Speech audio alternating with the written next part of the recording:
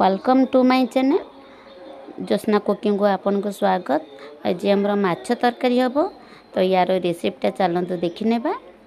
चिंगुड़ी आसी 700 आउ माछ आसी किले।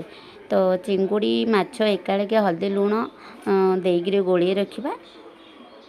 तापर मुझे खंडे लेंबू भी नहीं चिपुड़ी देउची। लेंबू चिपुड़ी 5-10 मिनट रखा पर ये सोरिष तेल मुझे कड़ी तो गरम हो जाए तेल भी गरम हो जाए। तो माछ गोटे गोटे एमती पकईकि भाजी नेबा।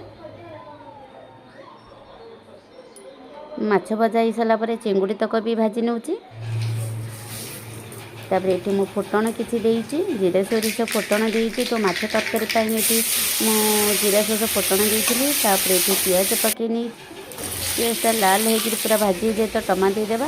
मसला मुझे किसी रसुण पियाज अदा टमाट जीरा सोरिष मु बतरे रखी घंटे या मुझे या ग्राइंडिंग करने मसला तक देकर भल भाव में घाटी देवा।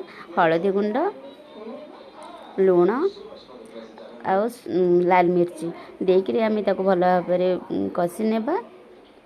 तापर मु खंडे आंबुल नहीं आंबुल पकई सारापर मु माछ पकईनी माछ फुटी जापर ये मुझर धनिया पत्र टिक कर काटी रखी। तो धनिया पत्र बुरी बुरी चारियाडे पकई दूची। ये आम देखो बढ़िया भाव में हो जाइए आमर तरकारीटा।